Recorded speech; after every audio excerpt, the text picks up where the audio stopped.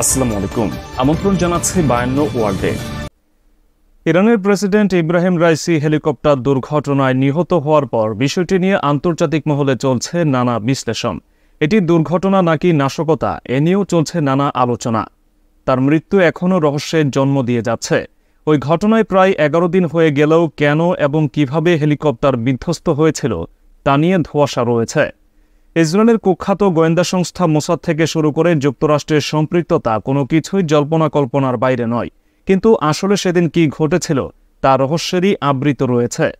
তবে ওই দিনের ঘটনায় রাইসি দেহরক্ষীর আচরণ ও হেলিকপ্টারের পাইলটের কল রেকর্ড প্রকাশ্যে এসেছে। গেল 19 মে রাইসিকে বহনকারী হেলিকপ্টার বিধ্বস্ত হওয়ার পর প্রাথমিক রিপোর্টে বলা হয়েছিল আরোহীর সংখ্যা ছিল 9 জন, তাদের মধ্যে 2 জন দেহরক্ষীও ছিলেন। অনেক খোঁজাখুঁজির পর যখন রাইসির হেলিকপ্টার খুঁজে পায় উদ্ধারকারীরা, তখন 8 জনের মরদেহ উদ্ধার করা হয়। দ্বিতীয় আরেকজন দেহরক্ষীর মরদেহ খুঁজে পায়নি উদ্ধারকারীরা। টাইম ম্যাগাজিন এক প্রতিবেদনে জানায়, রাইসির মৃত্যুর 4 দিন পর দ্বিতীয় দেহরক্ষীকে নিয়ে তৈরি হওয়ার রহস্যের উন্মোচন ঘটে। এদিন সোশ্যাল মিডিয়ায় এক পোস্টে রাইসির শেষ কৃত্যানুষ্ঠানে ওই দেহরক্ষী জাভেদ মাহরাবহলকে দেখা যায়। জানা যায়, একেবারে শেষ মুহূর্তে জাভেদের বস মেহেদি মুসাভি তাকে রাইসির হেলিকপ্টার থেকে নেমে যেতে বলেন, আর তাই সেদিন প্রাণে বেঁচে গিয়েছিলেন জাভেদ। কিন্তু রহস্য বাড়ছে মুসাভিকে নিয়ে। হেলিকপ্টার বিধ্বস্তের ঘটনার পর মুসাভির বাবা ইরানের রাষ্ট্রীয় টেলিভিশনকে বলেন, তার ছেলে জানত সে আর ফিরবে না।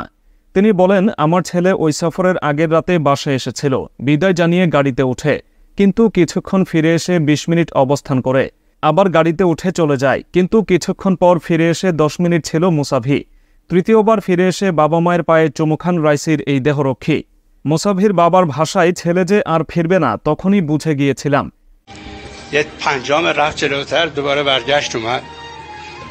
এই দেহরক্ষীরা ইরানের ইসলামিক বিপ্লবী গার্ড বাহিনীর সদস্য। এই বাহিনীর বিশেষ ইউনিট সেপা আনসার আল মাহাদি ইরানের শীর্ষ নেতাদের ব্যক্তিগত নিরাপত্তার দায়িত্ব পালন করে থাকে। এমনকি তাদের কাছে সিকিউর কমিউনিকেশনের ফোন থাকে, সেগুলো আবার লোকেশন ট্র্যাকার হিসেবে ব্যবহার হয়ে থাকে। মুসাভির কাছেও এমন একটি ফোন থাকার কথা ছিল, কিন্তু তারপরও রাইসি সহ অন্যদের খুঁজে বের করতে 16 ঘন্টা লেগে যায়। তবে রাইসির জানা যায় যে দৃশ্য দেখা গেছে, তাতে ইরানের শীর্ষ নেতৃত্ব সেপাকে সন্দেহের দৃষ্টিতে দেখে না বলেই মনে হয়েছে। কেননা এদিন ইরানের সর্বোচ্চ নেতা আলী খামেনির পিছনে দাঁড়ানো ব্যক্তিদের মধ্যে 2/3 ছিল সেপাহের দেহরক্ষী। এছাড়া সাবেক আইআরজিসি কমান্ডার এবং বর্তমান সংসদ সদস্য জেনারেল ইসমাইল কোসারি রাষ্ট্রপতি রক্ষীদের সম্পর্কে এই দাবিগুলো খারিজ করে দিয়ে বলেছেন, কিছু মিডিয়া অপ্রাসঙ্গিক বিবৃতি তৈরি করছে। তিনি আরও বলেন, রাইসির দ্বিতীয় দেহরক্ষী অন্য হেলিকপ্টারে ছিল, কারণ একটি হেলিকপ্টারে একাধিক দেহরক্ষীর প্রয়োজন ছিল না। এদিকে নিউ আরব নিউজ জানিয়েছে, হেলিকপ্টার থেকে করা শেষ ফোন কলের রেকর্ড সম্প্রচার করে ইরানের টেলিভিশন।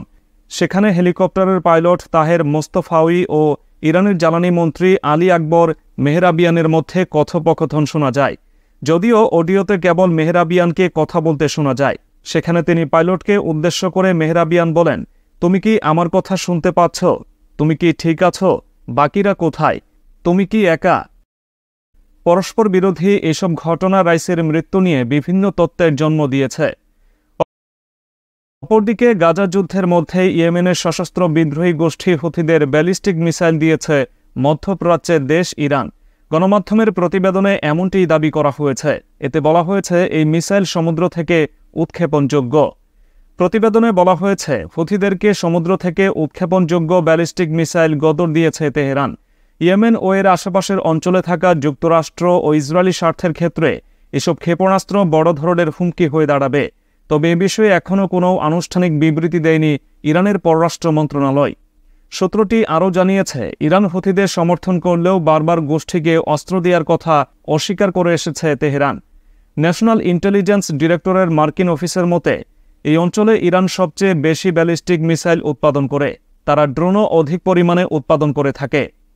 এদিকে লোহিত সাগর ও ভূমধ্য সাগরে অভিযানে 6টি জাহাজে হামলার দাবি করেছে ইয়েমেনের সশস্ত্র বিদ্রোহী গোষ্ঠী হুথি। হুথির মুখপাত্র ইয়াহিয়া সারি বলেছেন, তাদের যোদ্ধারা আরও 6টি জাহাজে হামলা চালিয়েছে।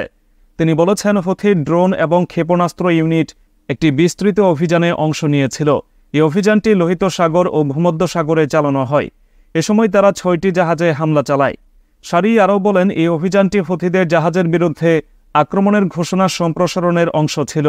এর মধ্য দিয়ে গাজার ফিলিস্তিনিদের সাথে সংহতি প্রকাশ করা হচ্ছে। এবারে ফিলিস্তিন প্রসঙ্গ। পই পই করে ইসরায়েলের খুনে নেতা বেনিয়ামিন নেতানিয়াহুকে না করা হয়েছিল গাজা উপত্যকার লাইফলাইন হিসেবে বিবেচিত রাফা শহরে অভিযান না চালাতে, কিন্তু কথা শোনেননি তিনি।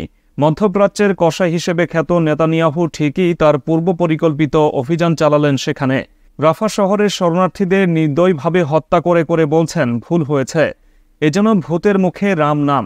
ইসরায়েলি গোলায় প্রতিদিন যখন ডজন ডজন ফিলিস্তিন নাগরিকের প্রাণ কেড়ে নিচ্ছে, তখন ঘাতকদের সবচেয়ে বড় দোষর যুক্তরাষ্ট্র বলছে ইসরায়েলের রাফা অভিযান সীমা লঙ্ঘন করেনি।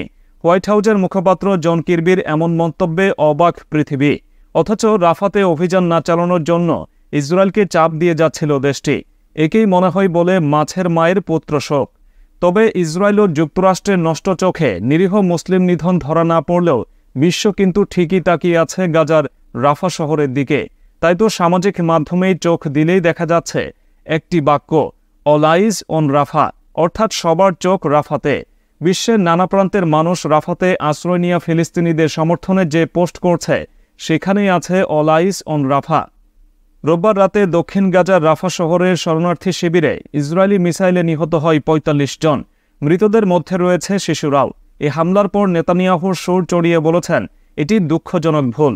শুরুতে ইহুদি সেনা দাবি করেছিল হামাস ঘাঁটিতে সফল অভিযান চালানো হয়েছে। এই হামলা ঘিরে নিন্দায় সরব বিশ্ব। আর তারপর থেকেই ট্রেন্ডিং অল আইজ অন রাফা। এই রক্তক্ষয়ী যুদ্ধ বন্ধের ডাক দিয়েছেন অনেকেই। কবে যুদ্ধ থামবে সেই অপেক্ষায় সারা বিশ্বের শান্তিকামী মানুষ, কিন্তু এখনও পর্যন্ত লড়াই থামার কোনো লক্ষণই দেখা যাচ্ছে না। দেশের মাটিতেও কোণঠাসা হয়ে পড়েছেন নেতানিয়াহু। নিজের দেশেই প্রবল বিক্ষোভের মুখে পড়তে হচ্ছে ইসরায়েলি প্রধানমন্ত্রীকে। তার জনপ্রিয়তা এখন তলানিতে। সেই সঙ্গে নেতানিয়াহুর সঙ্গ ছাড়তে শুরু করেছেন তারই দলের নেতারা। সবশেষ কোরিয়া প্রসঙ্গ। প্রতিবেশী দক্ষিণ কোরিয়ার সাথে পিয়ংইয়ংয়ের উত্তেজনা বৃদ্ধির প্রেক্ষাপটে বুধবার উত্তর কোরিয়া থেকে দক্ষিণ কোরিয়ার ব্যস্ত রাস্তায় আবাসস্থলের সামনে এবং অন্যান্য জনবহুল এলাকায় বেলুন ভর্তি মল ও অন্যান্য আবর্জনা ফেলা হয়েছে। দক্ষিণ কোরিয়ার সামরিক বাহিনী জানায় তারা পশুর মল ও আবর্জনা ভর্তি প্রায় ২৬০টি বেলুন শনাক্ত করেছে। তারা উত্তর কোরিয়ার বিরুদ্ধে অমানবিক এবং হীন কর্মকাণ্ডের অভিযোগ আনে। স্থানীয় গণমাধ্যমে বলা হয়েছে বেলুনগুলো দক্ষিণ কোরিয়ার মূল ভূখণ্ডের দক্ষিণ প্রান্তের কাছে জিউলা প্রদেশে দক্ষিণে দেখা গেছে। এ থেকে বোঝা যাচ্ছে বেলুনগুলো দেশব্যাপী ছড়িয়ে পড়েছে। এক বিবৃতিতে দক্ষিণ কোরিয়ার সামরিক বাহিনী বলেছে এই পদক্ষেপ আন্তর্জাতিক আইনের লঙ্ঘন এবং জননিরাপত্তার জন্য ভয়াবহ হুমকি স্বরূপ। উত্তর কোরিয়ার নেতা কিম জং উনের প্রভাবশালী বন কিম ইয় জং বুধবার রাতে প্রকাশিত এক বিবৃতিতে বর্জ্য ভর্তি বেলুনগুলোকে সত্যিকারের আন্তরিকতার উপহার এবং উত্তর কোরিয়ার জনগণের মত প্রকাশের স্বাধীনতা হিসেবে অভিহিত করেন।